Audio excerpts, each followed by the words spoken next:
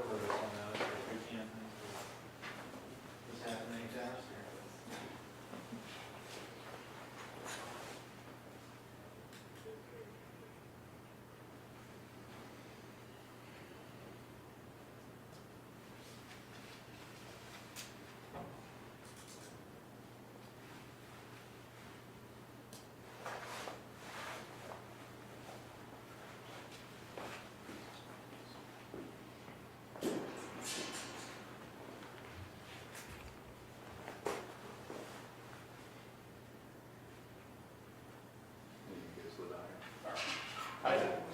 I told,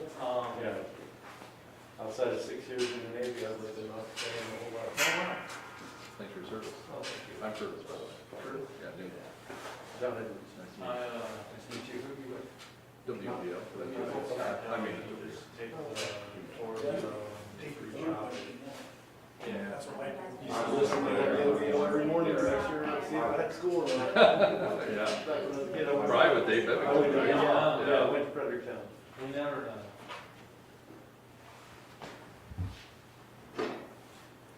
So, inflation. I was there the other night. saw that? Center for boys Well, basketball. yeah, it was 62. You're in Mansfield. Wow. Well, yeah, I was down there. I haven't lived in Fredericktown since I graduated high school. Went to our neighbor, came back, my wife is from, is No, from they are Melbourne. gonna replace me, at some Lived point. in Melbourne area. Thanks for your service. What'd you do? I was a photographer. Oh, hey. Sort of kind of pseudo leading Yeah. forward, but. One of the few people that continues on this. You were talking about Bevington. Bevington was being, Yeah. Yeah. Yeah.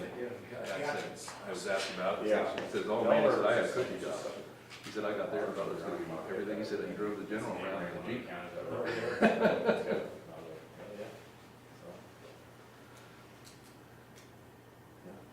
I'm excited. I'll be full-time there in March.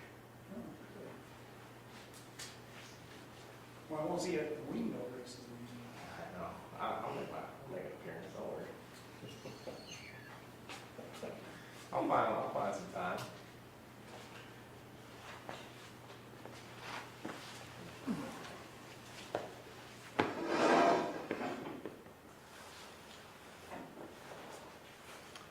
You guys used to always, all of you, before you guys were probably there, used to always come out and park in the parking lot at the radio station with your satellite trucks. Fortunately, now we don't have to do that anymore, right? Yeah, you guys just do it, 200. Where were they? Yeah. Oh, that's right. Is that still a circle here? We moved downtown, so the towers still are Oh, I active. see. Okay. It's that front You office, don't- it's you the don't work office out of the building, building. that's, yeah, it's done. But the tower's there. Okay. NBC4. You guys know a guy named Jeff Yakibiak? He's at NBC up in Cleveland. He's with 3. No. No. Yeah, He's a producer up there. yeah, no, I don't know him. I know a couple of the photographers, and I know the one reporter that I think she does health now, Monica Rollins. Used Yep. to work with her Yep. years ago. Sure. I grew up in the Cleveland area, and then Okay. I went to college and then started working here. Jeff is he's my stepdad up there. He's been, Yeah, I'm trying to think, I can't think of the fellow's name. I know I met him on several things, like we crossed paths when there would be major news like in Mansfield and Sure. stuff. I remember I think it was the guy that, how many years ago, he was up on top of his roof shooting at the postman or something in Little Washington yeah. area of Mansfield. That's where I met him. And several photogs So they keep asking for stuff. that work here in Columbus. Sure. We'll let you know when we have, matter of fact, if you watch that, you'll know when we have it. Yeah. You been with him, Helen? Let's Yeah. see. Well, like I said, It'll be 34 years. No kidding. Oh, yeah. Wow. I I usually do the weekends. I got out of the Navy Kind of frustrating. shortly after the Gulf War and came here to work. So I have It's transcribed in your thing. all of their stuff. I'm kind of a unicorn in this business. There's not too many hillbillies in this business. I was taking Sierra around the road. She's like, "Where are we?" You never been out here before? I drive around, I was like, well, I'm not cutting through town because I don't want to hit all the stoplights, like, I I'll think go the around roads the out edge. literally was that Highland High School story. Yeah. I mean, I've been in the market like 6 years and I've never come out here. Never Oh, came wow. to this. Yeah, we rarely, you know, fortunately, we never, I mean, you know, there's been a few bad things happen through the years here, but for the most part, it's. Yeah, so you're probably up here for the Danville police and the, Yeah, that's what I was telling you, yeah, that's how I that was was, brutal. you know, Mark Perkins, who used to be with Mount Vernon Police, and he was with Danville shortly after Officer Cottrell was killed. And when Mark and I went to high school together, and half the deputies, I think I coached in Little League or Pee Wee football. And I ran into, like, Tommy Queen. I probably goes by Tom. He probably doesn't go by Tommy anymore. I still call him You still call him Tommy. Tommy. Yeah, I still call him Tommy. That's where, I work for the college. Thanks, man. We throw it away at the line here. That's the road. Eric and I used to work together down at Newark, Yeah. and then we're both from West Ohio. He's from Greenville, and I'm from Bull Fountain area. It's funny when we see each other, rarely ever, No. hardly ever, Not anymore. stuff like this.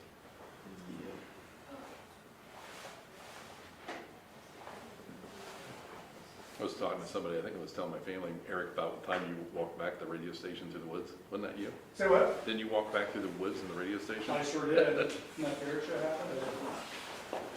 Is it gonna be one person speaking or two? Is it okay, maybe we put a mic on you? Yes. Sir? Thank you. I just hold on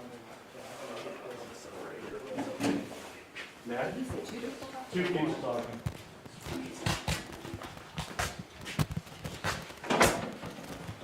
It's just you talking, right? You said two people. Sheriff. Oh, sure. Okay, then feel free to switch or, all right, here, I'll just. I got two. Need some? Yeah.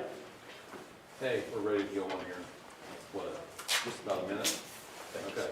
I appreciate it.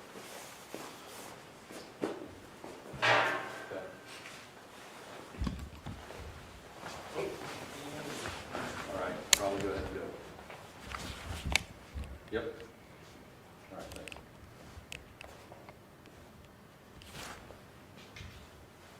Set. Good evening. I'm Rich Baird, Superintendent with the East Knox Local School District in Howard, Ohio. I wrote a press release. I'm going to read that release to you with information that we have on what happened today at East Knox. I'm writing to inform you of a serious situation that occurred today at East Knox Local Schools and to reassure you that all students and staff are safe. On January 12th at 11:18, the district received an anonymous phone call from an unknown subject stating that they were armed and intended to enter the high school. Upon receiving this information, both the elementary and high school immediately initiated lockdown procedures and called 911. Our uniformed school resource officer immediately began assessing the situation and implementing security measures. Additional officers of several law enforcement agencies arrived on scene in less than 5 minutes and began securing the area. Officers conducted a full and thorough sweep of our entire campus, and after clearing the campus, law enforcement determined that there was no active threat present. During law enforcement's sweep of the campus, the district sent communication to families indicating that the school was under an active threat. The school district followed up with 6 communications to family and community. As a precautionary measure, the district proceeded to implement our student reunification plan under the direction of law enforcement officials. All students and staff were safely evacuated to school buses and transported to our designated reunification location, where students are currently being released safely to their families. Out of an abundance of caution, the district has canceled all evening activities. I want to thank our students and staff for following procedures, our families for their patience, and our local law enforcement agencies for their rapid response and professionalism. The safety of our students and staff is always our highest priority, and today's response reflected the importance of preparation and partnership. If additional information becomes available, we will continue to communicate with our families. If you have immediate concerns, please contact the school office during normal school business hours. Law enforcement is conducting an investigation into the matter. If you have any information concerning this matter, please contact the Knox County Sheriff's Office Detective Matt White. At this time, a determination of school attendance on Tuesday, January 13th, that's tomorrow, has not been made. The decision will be made once the situation is debriefed further and we work in cooperation with law enforcement to determine the safety of our school at this time. As a result of this incident, no students or staff were injured. Thank you for your continued trust and support of East Knox Local Schools. Thank you.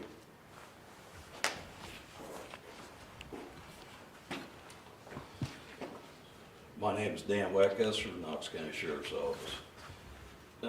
So, on January 12th, 2026, approximately 11:18, the Knox County Sheriff's Office received information regarding a possible armed subject at the East Knox School.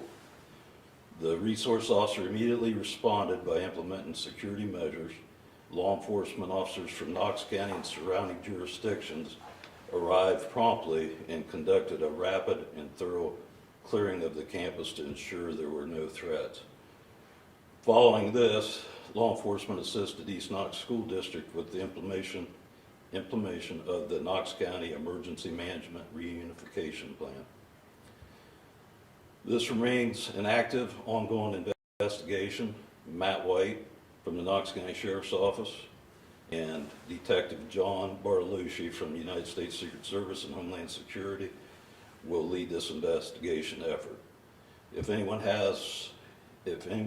you know has any information concerning this incident, please call Knox County Sheriff's Office at 740-397-3333.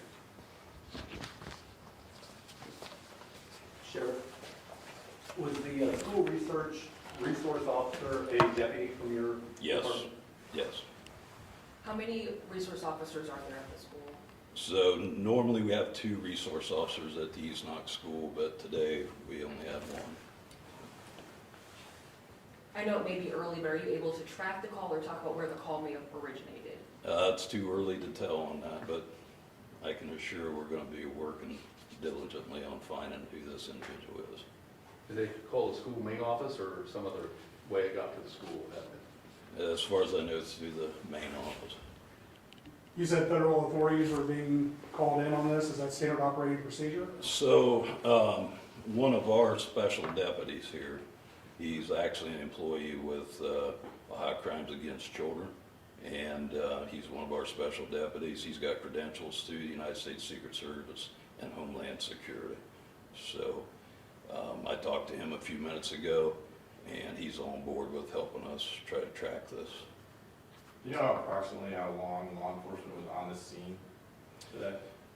Well, we arrived approximately 5 to 6 minutes after the call came in, and we still have 2 units at the location just for family members and staff members to go back and get their personal belongings in their vehicles.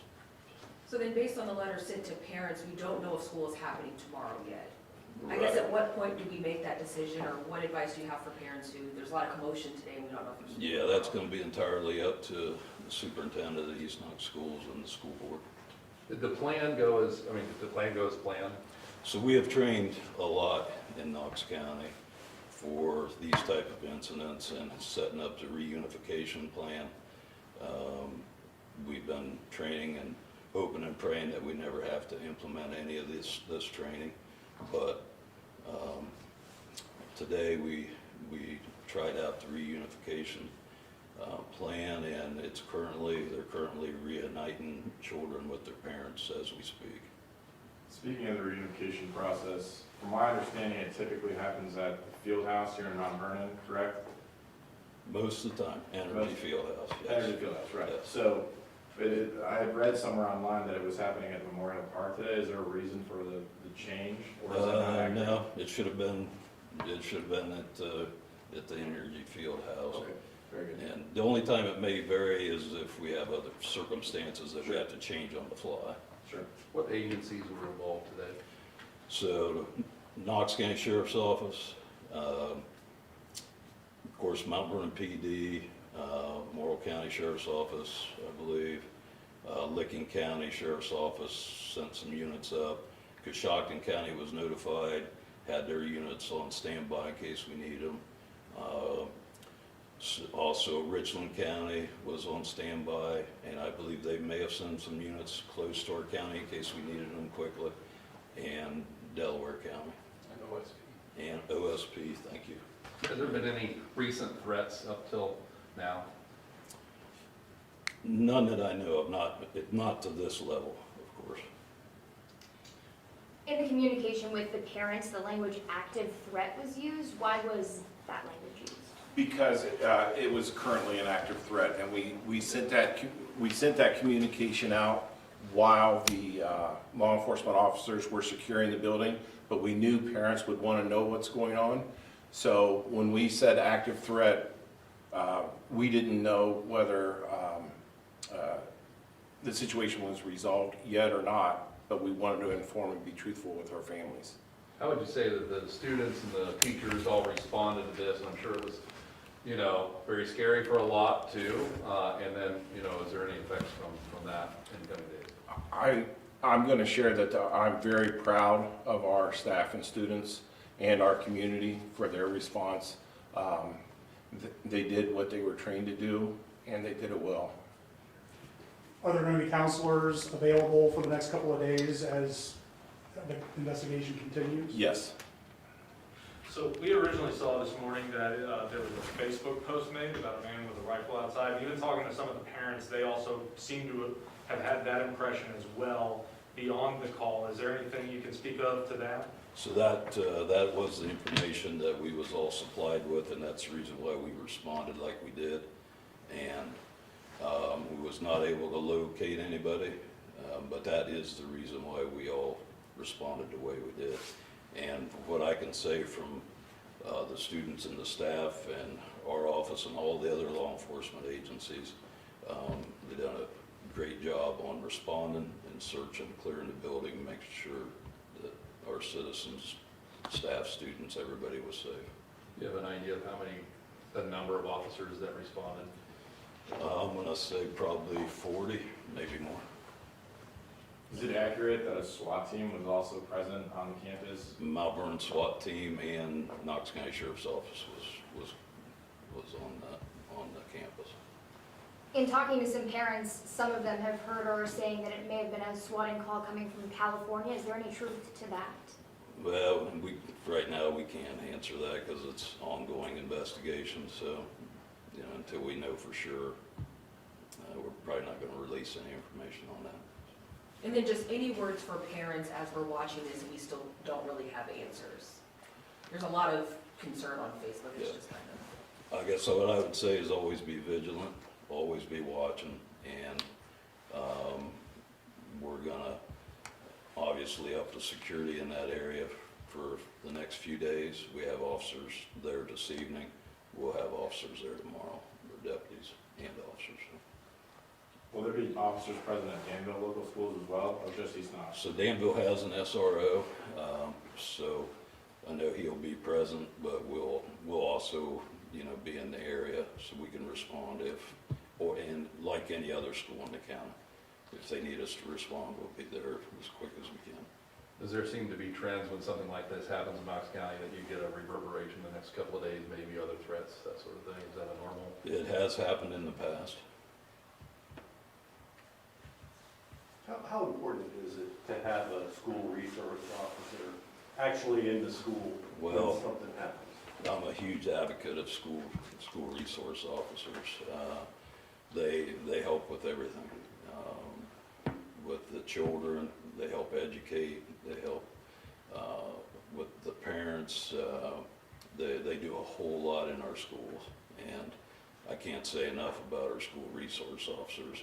And I'd like to have more resource officers in every school, and they do a lot. And they advise all of our patrol units of different things that are going on that they can help assist children with and their families. They do a great job for us. This probably for the superintendent is how did the parents do? Because this is a very difficult time for them, and sometimes they, rush right to the school, and how did that work out? So we were inside the building, under incident command, also communicating with the parents. Their concern was right where we think it should be and where we would want to be for their own children. The important thing now is working with the parents and the families to continue to take care of the health and well-being of the students, as well as their safety. And those are the determinations we're going to have to make in the next few hours to make sure everybody's safe and comfortable tomorrow as well. 11:18 was when the anonymous call came in. Do you have a time or rough time when you determined there was no active threat? I don't know for certain what time that was. It was probably within an hour and a half. So was it ever lifted? Was the lockdown technically, it was never lifted? No. Okay. Do you have an estimate of how long it took officers to sweep the entire campus over at East Knox? I'm gonna say approximately probably an hour, because it's a two-stage. So you go through, actually check it twice. So I'm gonna say probably an hour. In Knox County, obviously, with these tragic events that have happened over the years, sometimes they wait to go in, they go in right away. What's the stance here and what happened today? We're not gonna ever do that. If there's something going on at one of our schools, one of our businesses, we're gonna go in and, if we establish that we have a barricade or something and we can back out and wait till our SRT team can arrive on the scene, we will do that. But if there's an active shooter, we're going after him.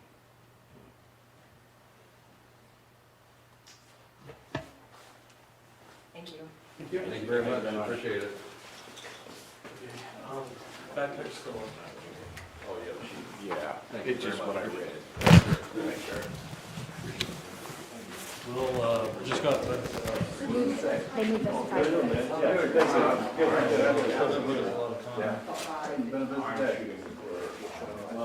Thank you, sir. Appreciate it. Yeah.